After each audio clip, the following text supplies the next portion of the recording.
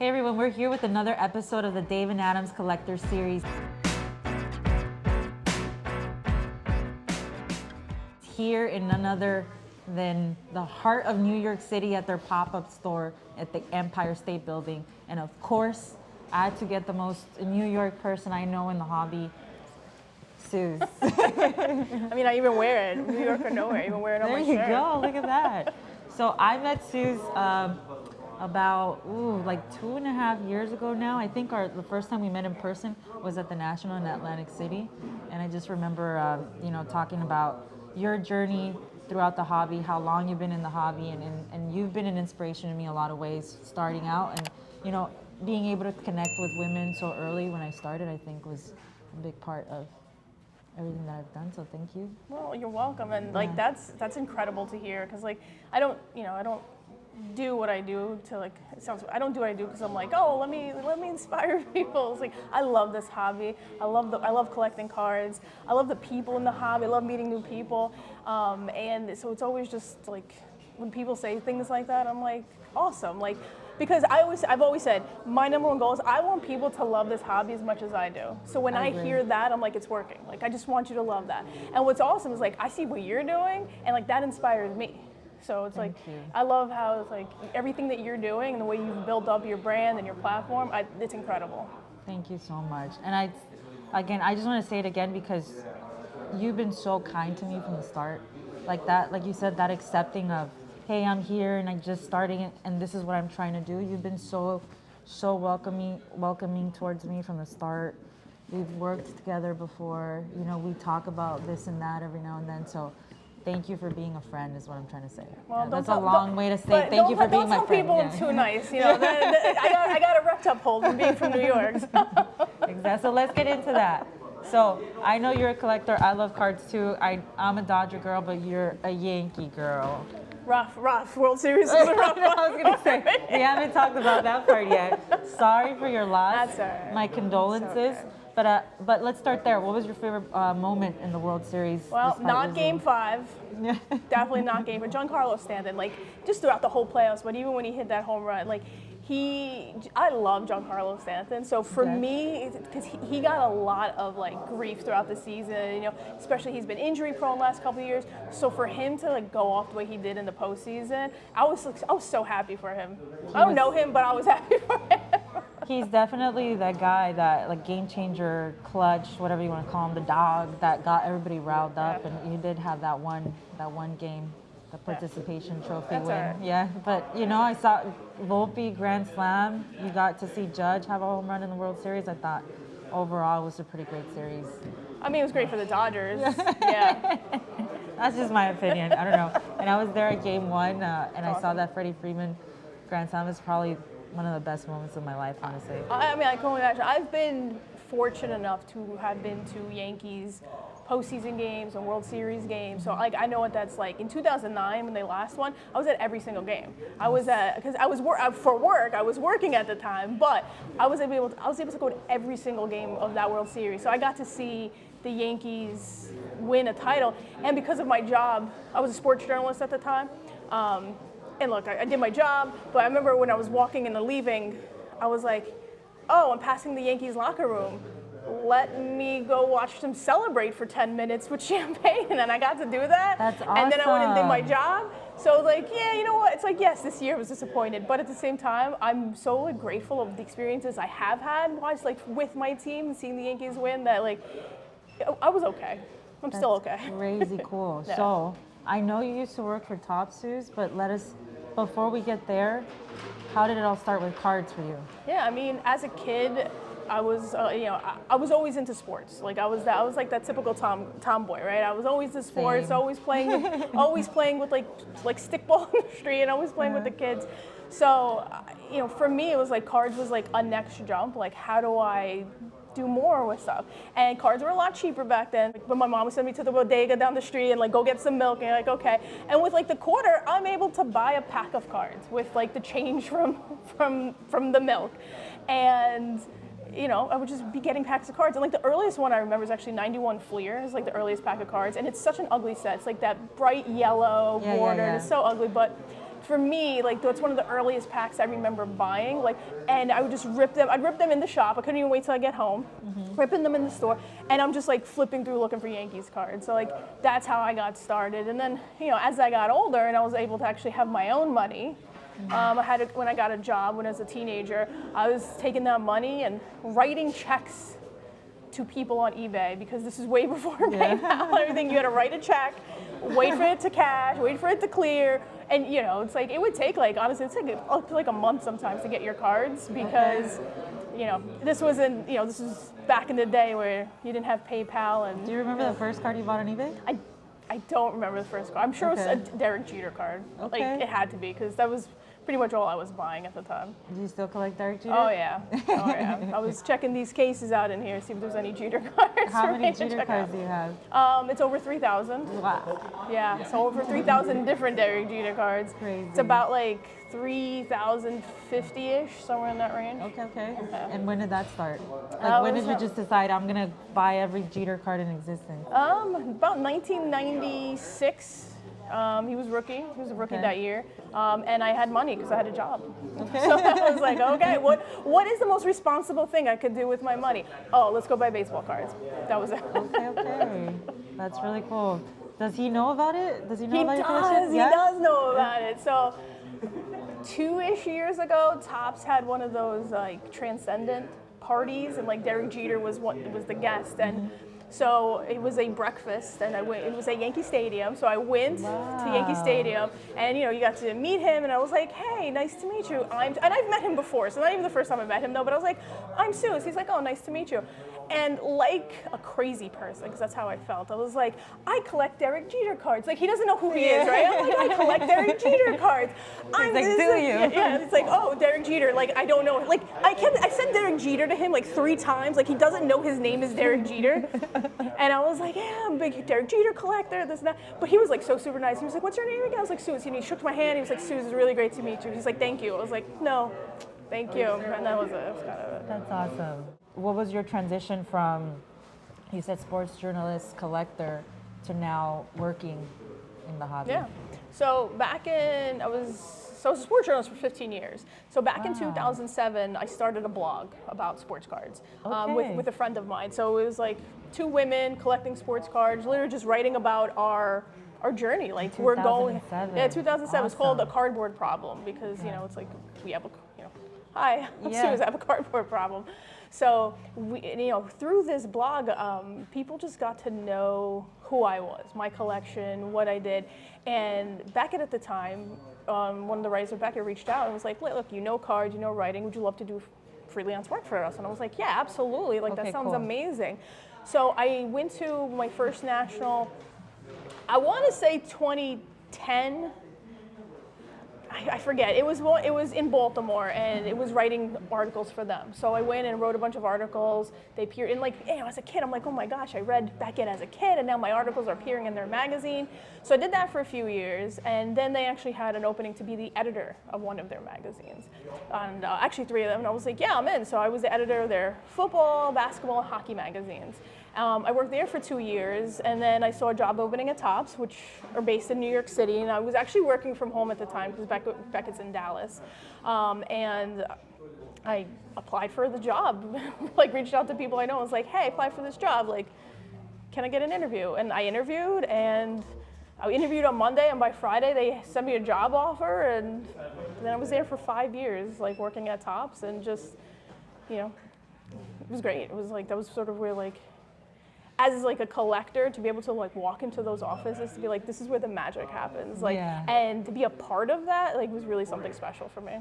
I love that. I'm very much feeling that way with getting to be here with David Adams, the first big store like this opening in New York City. I think it's really big and special, so I feel that way, being able to be here and be part of this, or even being part of the industry and what I do, because of how much has been growing the past 3 years. So tell us about that. What do you think of how much has grown today in whatever regard, and what do you think about the future?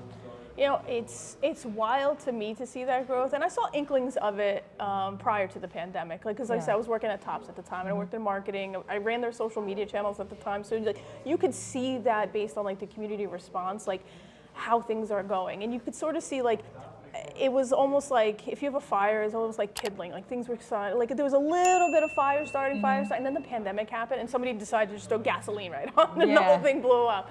But so it's been wild to me to see that. But it's also been interesting because the question was always prior to the pandemic: how do you get kids involved? How do we get kids into the hobby? Well, I don't want to say a pandemic did it, but like during the pandemic, kids got involved, and it turns out kids want exactly what adults want. You know, it's like you don't have to make product that it's like that makes it feel like it's for kids. Like kids, and I say kids, but we're talking like 8, 9, 10 teenagers. You know, they're not dumb, so it's like you don't talk down to them. You know, you're able to get kids involved, and that's the biggest thing I've seen. The biggest difference for me is like how much more children are involved in this hobby versus like prior to the pandemic. And for me, like for the future, I think you're just going to continue to see that. You're going to see it getting more sophisticated, like with the way companies are doing things differently. Like, you know, prior to the pandemic, can I imagine that David Adams is going to be in the heart of New York City, like with a shop?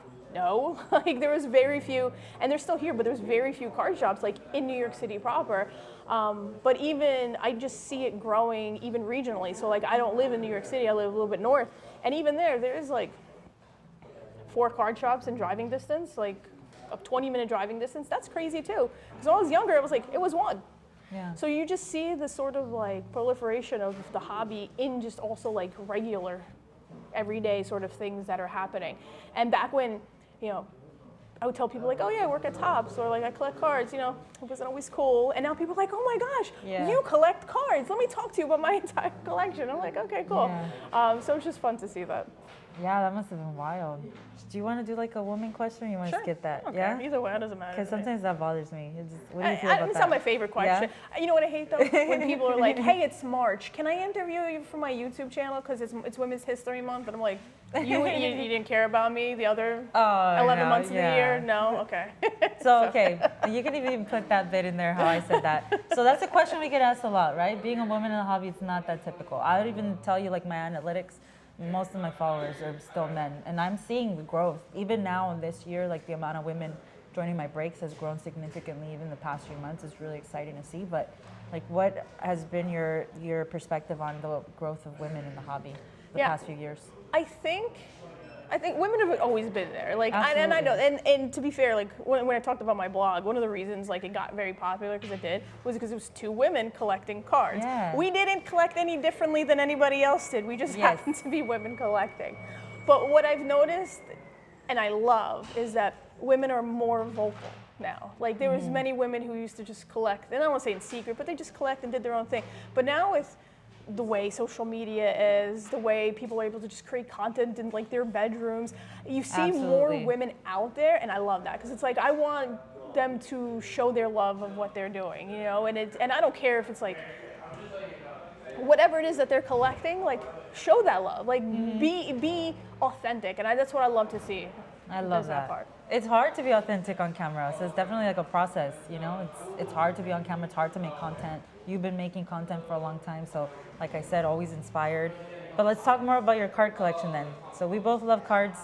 What's your favorite card in your collection? I know, that's like, thank God I only have 1 kid. So I feel like that's like asking what's my favorite kid, you know? But it depends on the day. Like I have different days where I like different cards, but there's, so when I worked at Topps, the first job I had was actually picking like the images that went onto cards.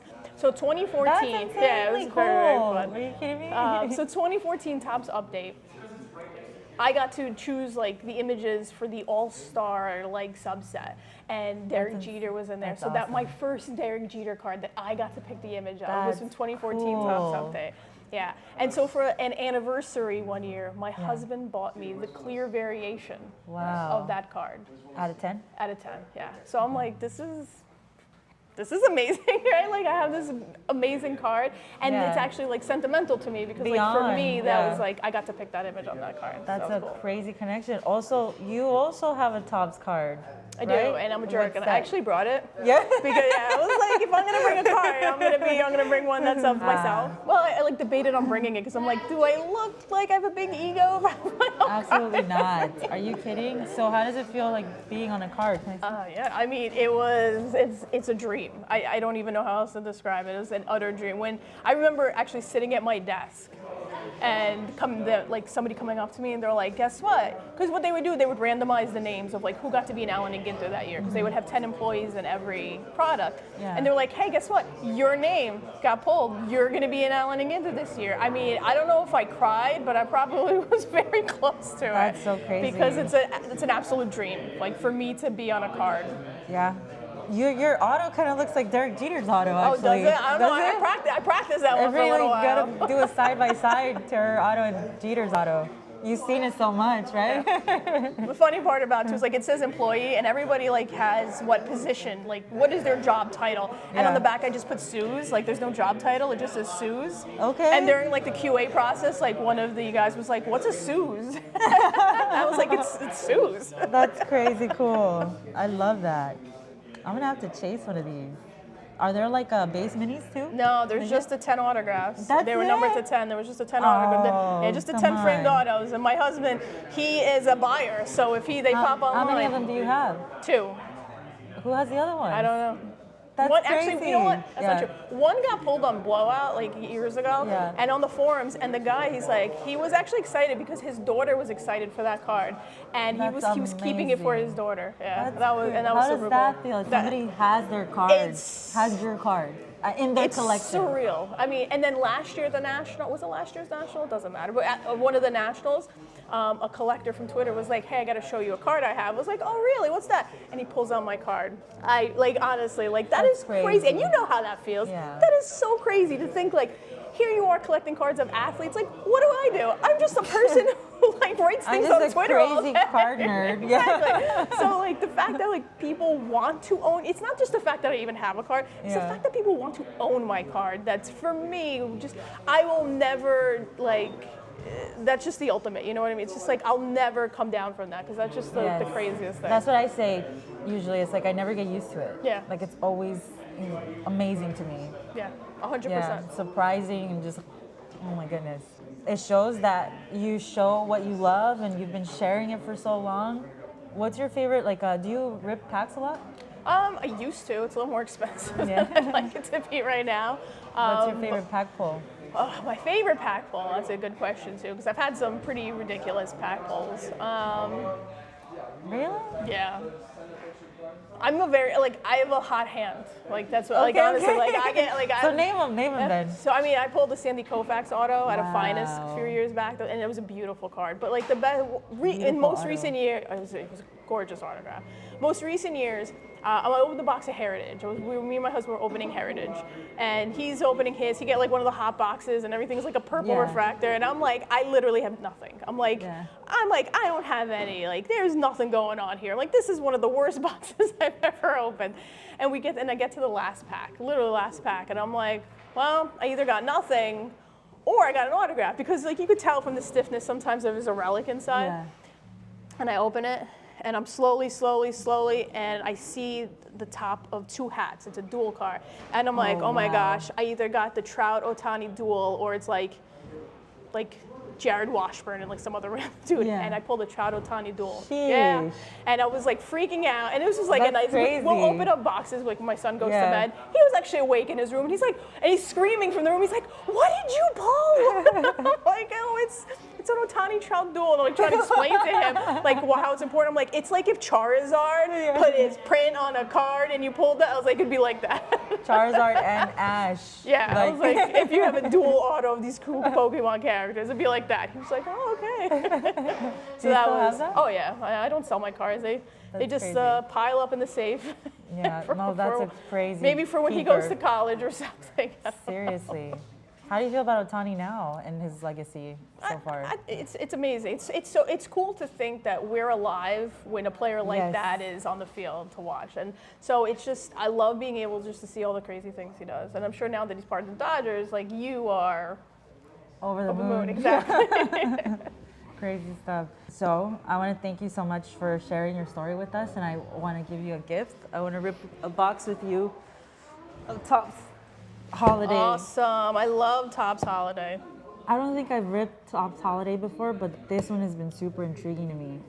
Like it just, the design this year is so cool, and the rookie class is insane. Yeah, it's like So these short prints are gonna be it's like really Christmas threw up on the cards. It's so good. Yeah. I love it. What's your? Do you have any favorite like Jeter holiday cards? I don't think he had any because they only started them a few years back. I don't have to look, and it's either it was in his last season or they did it because they started them. Like I said, it was while it was at Topps, and he actually retired. My first year at Topps was like his last year playing, or what's that? Is that right? Okay, that sounds about right. Yeah.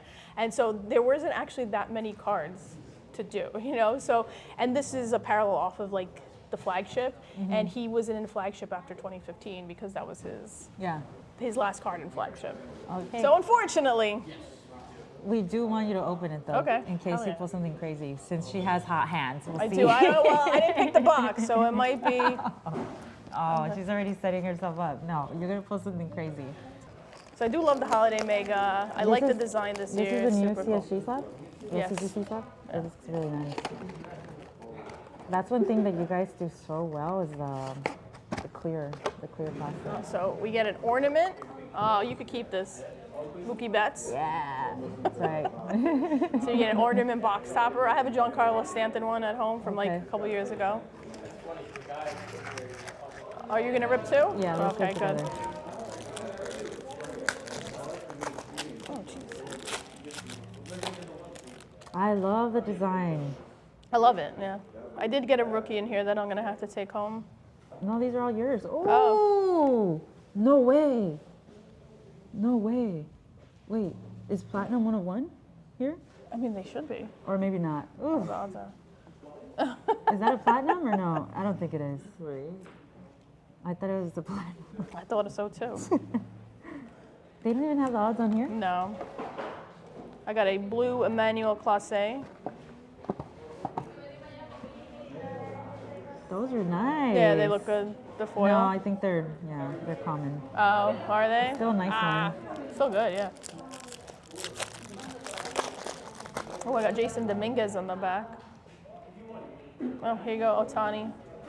I like that. Max Muncy. This is, I know I got it before. Oh yeah, so there's some, what's going on here? Let's see. Oh, he's wearing, a necklace. Okay, you gotta pull that one. That's a relic. All right, I got a bunch of Yankees in that one. That's nice. Okay, so let's see. I like to slow roll. Let me see how it goes. All right, it's gonna go this way. I'm a big fan of slow rolling because I like to see like, oh, can I guess who it is? Cubs. Shota, yeah. Nice. Imanaga. That's really nice. That's cool. This is a great box for $30. What the heck? I love the I holiday want to rip more boxes. of these. Jack Leiter's really good too. Yeah, my husband's a huge Texas Rangers fan, Okay, so okay. I have to save those for him. Jackson Merrill. I just keep giving you the Dodgers. Awesome. That was so fun. Thank you, Sooz. Thank you. Can you share with everybody where we can find you? Yeah, you can find me across social media at Yanxchick, YANXCHICK. That's how the cool kids used to say Yankees back in the day, but Okay. not cool anymore. Thank you so much. Thank you Thank so much you. for hanging out with us. And thank you everybody so much for watching. Make sure to check the links down below so you can follow Sooz on Instagram and Twitter. And thank you for liking and subscribing. We'll see you soon.